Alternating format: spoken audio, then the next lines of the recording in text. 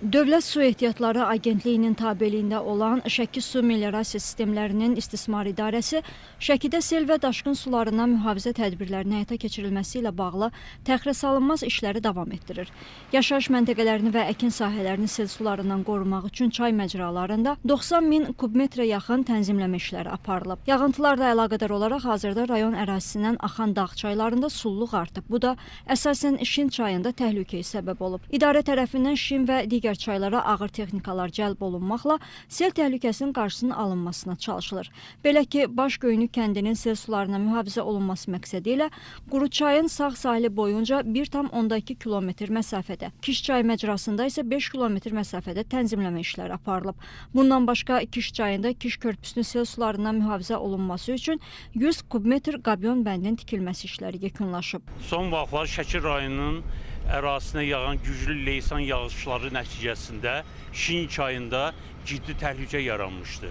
Yağışlar nəticəsində yaranmış sel gətirmələr ətraf kəndlərdə, Şin çayının ətrafında olan kəndlərdə təhlükəli vəziyyət yaratmışdır. Belə ki, Başgöyünlük, Aşağı Göynük, Köndələn, Yeni Göynük, İnkəzunut əraziləri, Şabalıd ərazisində ciddi problem yaranmışdır. Göründüyü kimi 900 metrə yaxın bəndin üzəri selin gətirdiyi gətirmələr nəticəsində üzəri örtülmüşdür və bunun da nəticəsində çay bəndlərlə bərabər səviyyə gəlib çatmışdır. Bu da olduqca təhlükənin artmasından xəbər verir. Tərəfimizdən ciddi tədbirlər görülməsinə başlamışdır. Artıq neçə gündür ki, növbəli iş qrafiki tərtib olunmuş, ətraf çaylarda olan, rayonun digər çaylarında olan texnikalarda Şin çayına cəlb olunmuş. Hal-hazırda ən ağır, idarənin balansında olan ən ağır texnikalar bu çaylarda işləyir. Şəki Su Meliorasiya Sistemlərinin İstismarı İdarəsi rayon ərazisində suvarmanın intensiv aparılması məqsədi ilə yanvar-may ayları ərzində kanallar üzrə mexanizmlərlə 170 min kubmetr lildən təmizləmə işlərini həyata keçirib. Ümumi uzunluğu 17,5 kilometr olan Cəyirli Torpaq kanalının bütün hissəsi lildən təmizlənib.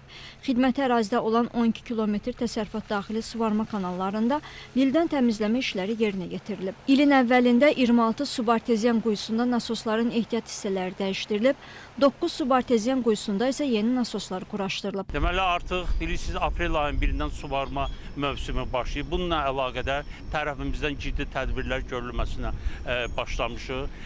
Uzun illərdir istismardan yararsız hala düşmüş Dəhnə beton kanalının hal-hazırda təmir işləri, cari təmir işləri tərəfimizdən aparılır. O cümlədən Cəyirlidə, Daşalda və digər ərazilərdə kanallar lildən təmizlənmiş və tamamilə suvarmaya yararlı hala salınmışdır. Hal-hazırda digər rayonun digər kəndlərində də tam hazırlıq işləri görülüb yekunlaşmış və artıq suvarma işləri aparılmaqdadır. Yəni elə bir ciddi problem, suvarmada elə bir ciddi problemimiz yoxdur. Qeyd edək ki, Şəki rayonunda 187 min nəfərə yaxın əhali yaşayır. Bundan 75.500 nəfərinə içməli su təchizatı xidmət göstərilir.